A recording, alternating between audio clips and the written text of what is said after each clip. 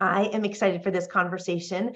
Hello, this is Amy Jamrog from Four Wings Consulting, and I am excited to talk with my friend Jen Rutley today and bring her story to all of you. Jen is the founder of Hidden Insights Group. We've known each other for the past 4 years, and she's going to be part of our series of conversations on people who are all in a particular subject. So just a little bit of background about Jen. We've known each other for a few years, and when we first met, what I would say I was interested in and intrigued by is Jen's broad knowledge about so many different things in the financial services world. But since that time, she has evolved, her thinking has evolved, her research has evolved to the point where she's just finishing up her thesis on women in male-dominated industries. And what she's learned from all of this research leads to leadership insights. So Jen, a little bit of background about yourself before we launch into our conversation.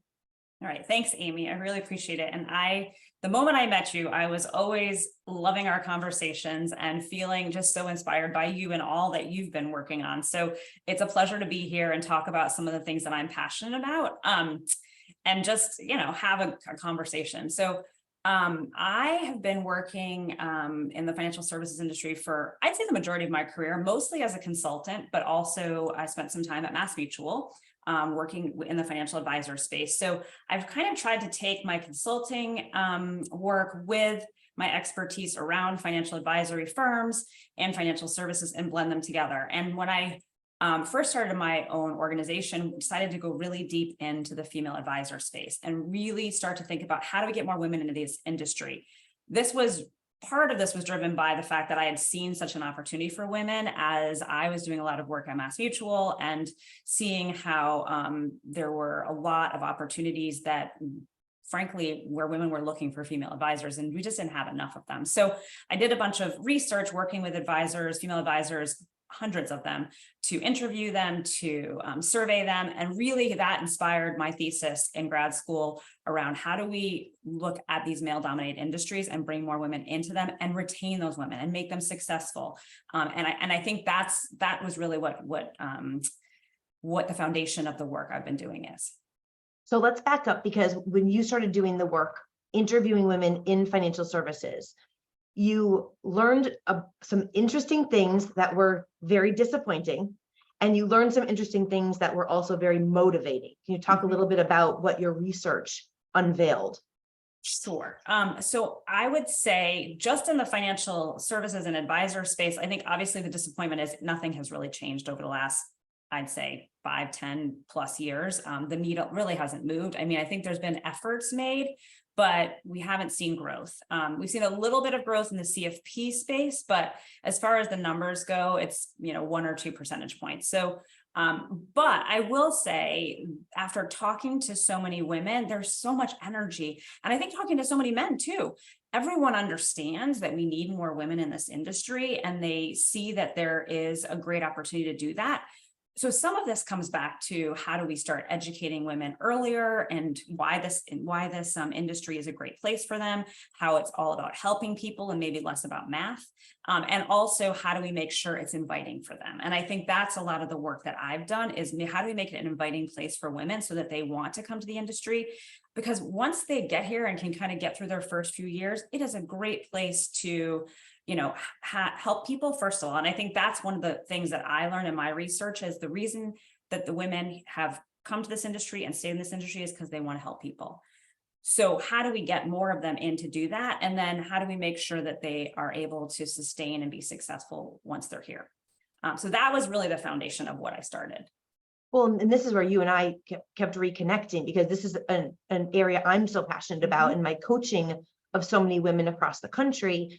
I've learned that women are looking for things that are different than our traditional male counterparts. Yes.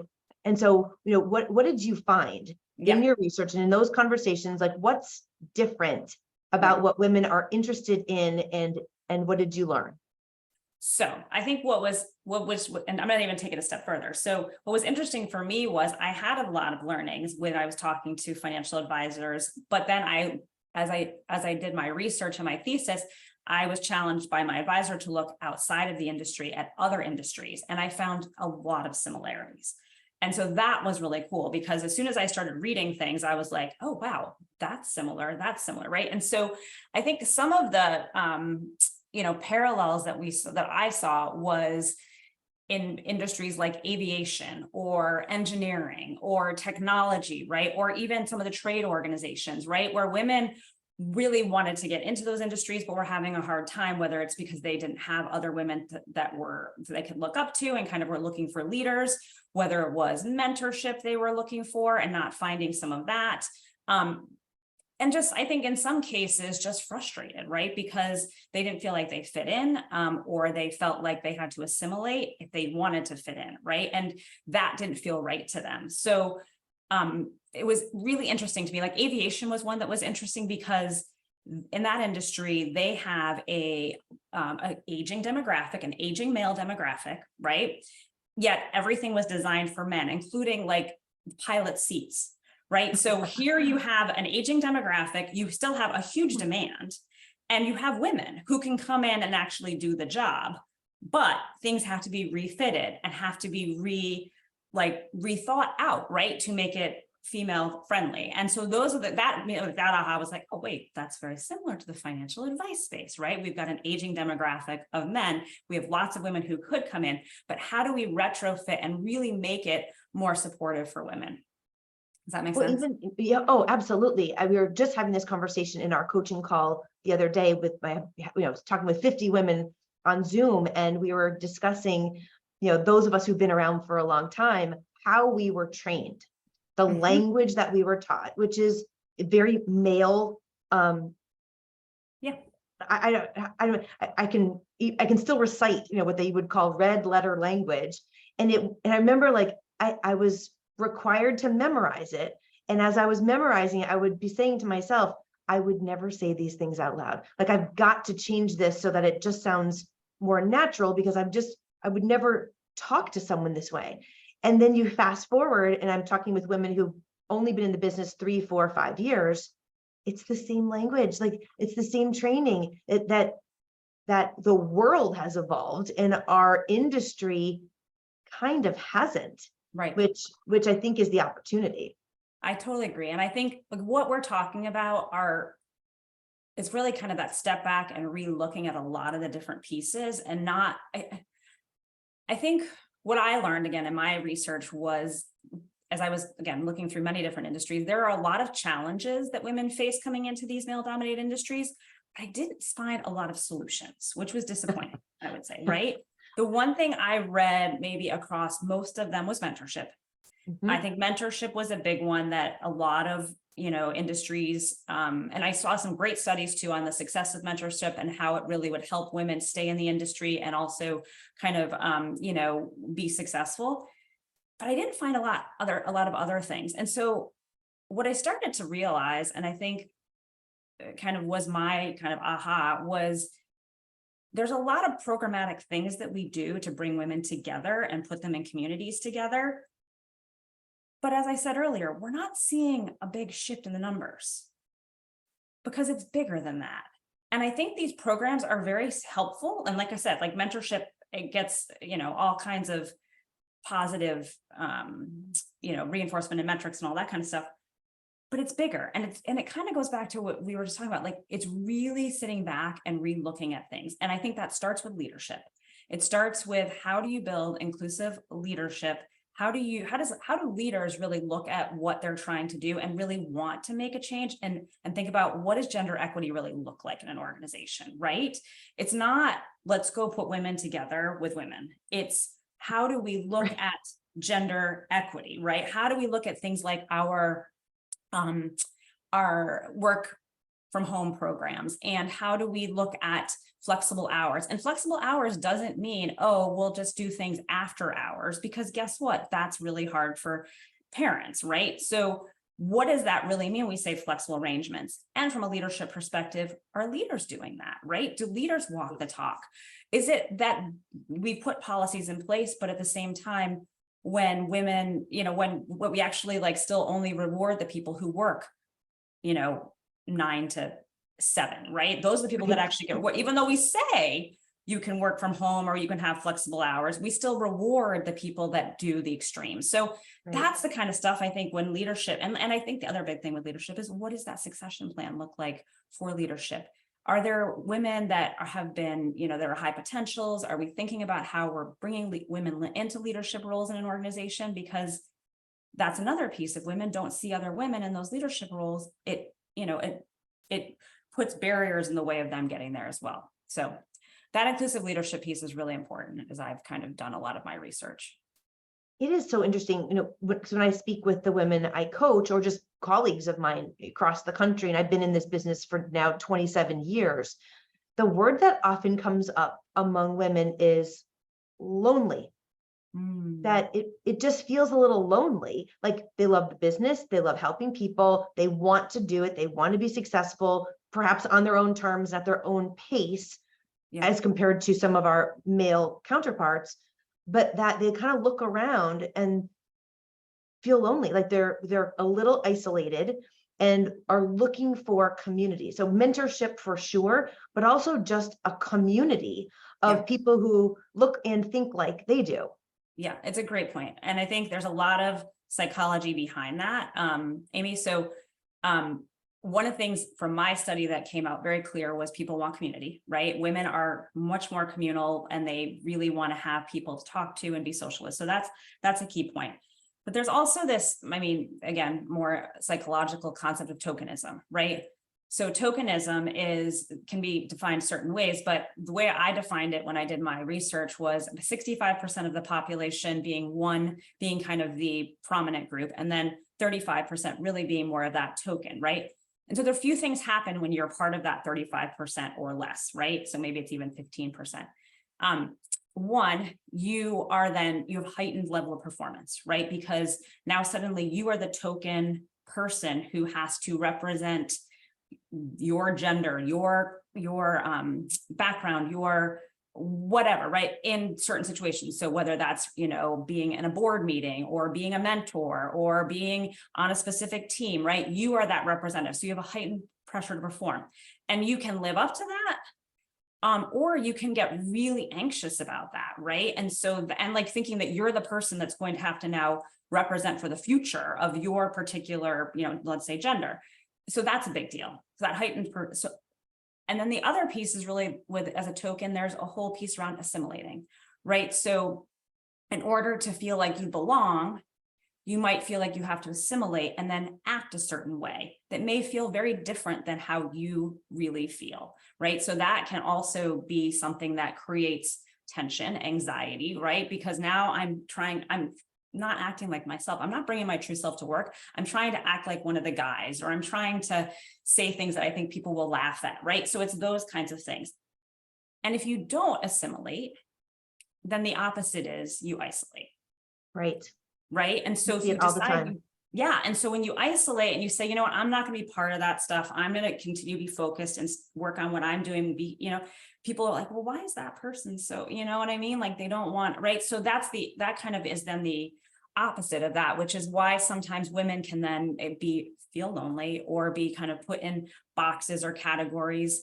Especially as they become more senior. We hear kind of this queen bee queen bee phenomenon, which is women who kind of get senior and then kick the ladder out from underneath them, right? Yep. But some of that is because they've kind of gone through that process and really isolated themselves, which we don't want women to do. We want women to be in communities. We want them to support each other. And really, ideally, we don't want them to have to assimilate, because then we lose a lot of the value that the diversity of women can provide to an organization and a culture. So you hit something there that's really important to me when we think about the psychology of how this all works. And when I started to think about women being successful in these organizations, it's for them to be themselves and to be recognized for them being themselves, and for them not to be trying to be someone different because they're just trying to kind of, assimilate to maybe what they think the standards are, which kind of brings us back to inclusive leadership and culture, and having a culture that understands that there's value in those differences, and we don't want to assimilate, or we don't want to make everyone the same. Yeah. And the story too about me. I've shared it with you before, but I just think back to my first year in the business in financial services. when there was a particular amount of production, that if you wanted to be a top rookie, in your first year, that rookie word still cracks me up. You did a particular amount of production with a particular number of new clients in your first year. And then the reward for that at the big recognition event was a custom shirt and cufflinks. And I remember thinking, I wonder what they're going to give to me. And because I'm going to win, like I'm going for it. I'm a competitive person. Of course you did. When I went to the leader and I said, hey, like, I'm going to make this happen. What am I going to get? He said, I have no idea. What do you want? Like there had not been any thought put into, at some point, maybe in the future, a female advisor might do this. And it's just, and this is not like the 50s. No, I mean, this was not that long ago. But like you're saying, there's a lack of thoughtfulness and foresight still, because it's still happening. Yeah, no, it's so interesting, right? And I don't think that it's like people are trying to, like, what I mean? Like, it's not, I don't think it's intentional. I just think it's like, it's just the way things have always been done. Like you're saying. That's exactly it. Right. And for a colleague of mine, after she had her baby, she came back to work, and some people were surprised. They figured, oh, now that she has a baby, she's probably not coming back. But she's a great advisor. She has 3 kids now. But when she came back after the first child, she asked leadership, where can she pump? Like, she's breastfeeding, and it was, they were so uncomfortable. Like, what do you mean? Where do you go for this? And she helped institute, like a special room with its own refrigerator, but it just takes some bravery, maybe some courage, and in some collaboration, right? Or even education. She was really, I mean, she paved the way for all the babies that came after hers. But it changed the way that their agency is structured, which somebody had to do. Yeah, no, I was talking to someone the other day it was a advisory firm, and they have their first woman pregnant, and she's going through IVF, and she's been very vocal about it, which has been awkward for the founder, but he has realized how important maternity leave is going to be because she's very vocal and very open. So I think some of this is just that cultural like shift of like, let's have these conversations. And I've also had conversations with female advisors around just like, I just want to know, like, what are the policies, if any, and like, how do you think about this from an organizational perspective around maternity leave or anything like that, right? And it's fine if the answer is not something I like, but at least just give me an answer. Don't make it so gray that I have to guess, right? Because everybody gets anxious then, Well, it's interesting, we had this conversation not that long ago with another company where there's certain criteria for production to qualify for a trip. And if you're out on maternity leave, do you not qualify? And it took something, but the company realized, oh, we could just prorate your production and not, ding you for having been out for 4 months or however long your maternity leave was. And so I think it just takes some, again, like courage, education, and speaking up.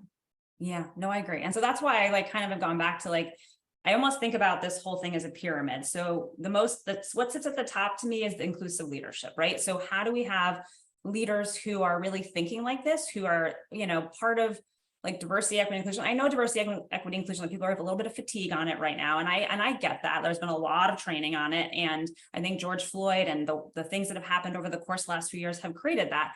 But it is almost now should just be integrated into our strategies, right? Like, how are we thinking about inclusion and equity? And I think diversity is part of that, but I think we're now at that point where the important piece is, how are we thinking as leadership teams around what do we want to do from an equity perspective, that everybody gets the same opportunities, whether you are a man, a woman, a Black person, a white, like, what does that look like, right? And then how do we make sure we built cultures of belonging? And so that's the second tier for me. So we think about like inclusive leadership being kind of the start of some of this change. How do we then look at our culture, right? And this is where I think, Amy, like some of the things you just said, like, why are we giving out awards? They're cufflinks. What? Like, and it's just looking at some of those processing. Why, when we do our recruiting, are we focusing on, rewarding people for going to their friends and family when we know their friends and family might look the same as everybody? So like, how do we build some diversity into our pipeline by looking at some of our practices, right? How do we develop people? Does everybody have the same development path when not everybody starts from the same development place? It's, so that to me is the culture. And like I said before, some of the work-life balance stuff, how do we make sure that it is that we don't just put policies in place, but we actually believe in those policies? And at the bottom of my pyramid is some of these programs that really help women. So the mentorship, women, what I found in my research, and this is across the industry, learning and development is super important to women. So having programs in place, whether it's giving women access to stipends or programs where they can continue to learn and development, or just paying for like their CFP, things like that. Also networking, whether it's, helping provide, assistance for them to be part of groups, networking groups, that will help them kind of find more females from a community perspective. All of that sits at the base of the pyramid, but it really starts with that leadership and culture and getting those kind of aligned. And those programs will do amazing things, but it has to be bigger than that if we really want to make kind of a move on this needle. And like, how do we really want to, get women to come in and stay in the industry? And to me, it really kind of starts with that leadership piece.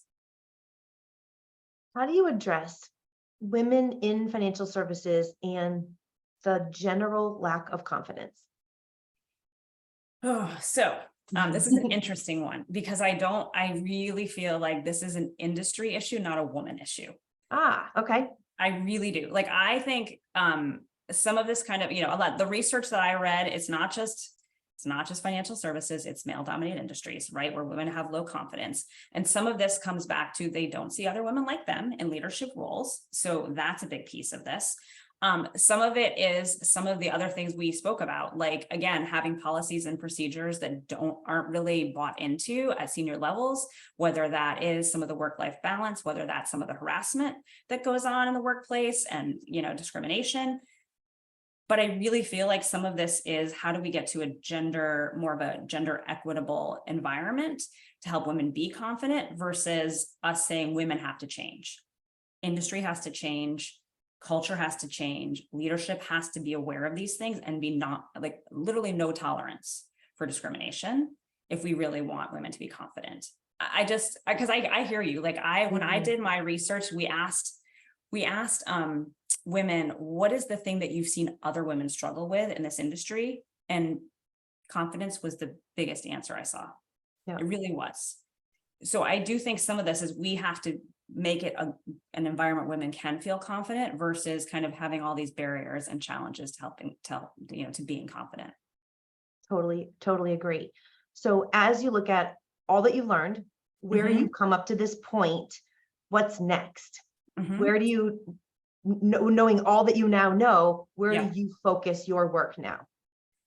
It's a great question. So I have taken some time and stepped back a little bit now that I've kind of I'm finishing my master's and getting my degree and all of this good stuff.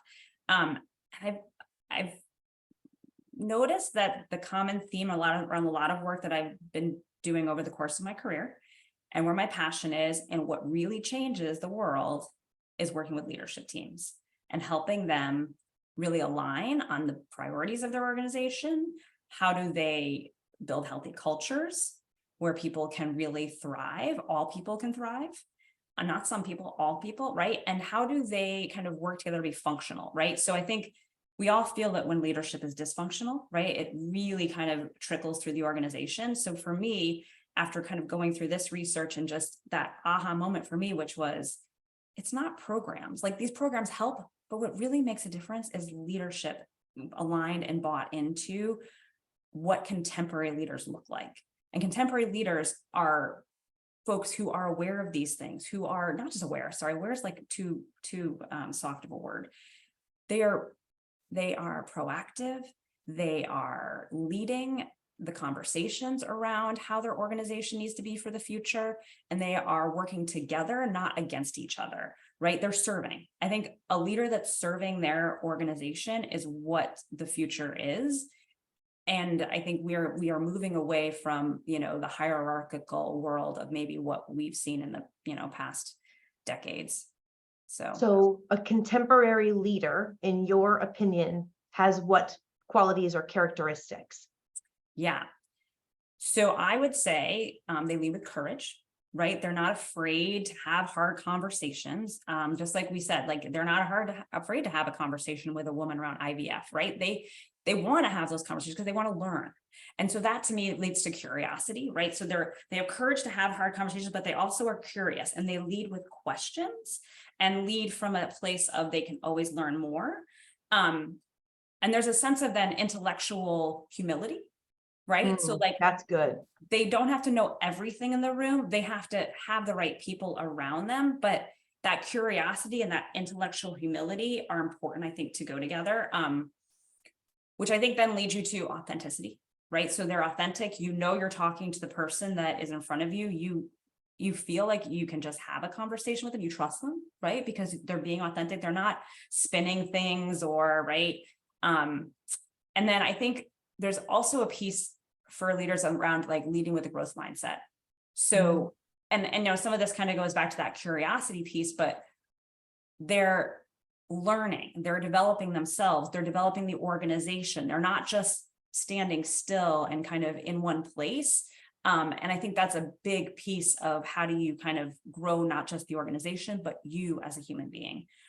So I think those to me are some of the most, and the last one is resilience, right? So for sure. I think especially in these days, right? Mm-hmm. We all are trying to be more resilient, but I think because they have courage and their curiosity, they're going to make mistakes. And a leader who can make a mistake and then be okay with that and not have to be perfect and be resilient and learn is also, I think, really important. So to me, those are the big characteristics, and that's what I would call inclusive leadership, right? So how do you bring those characteristics to your organization and as a team build those, attributes and strengths so that they filter down into the rest of the culture as well? Excellent. Such a great summary. One last question for you. Yes. So we think about our careers as kind of a culmination of hard work and knowledge and contribution. I happen to know you turned 50 this year, so happy 50th. Yes. Which is a giant milestone. It is. It's huge. What are you thinking about, or what are you focused on? And has that changed having turned 50? Oh gosh, it definitely has changed.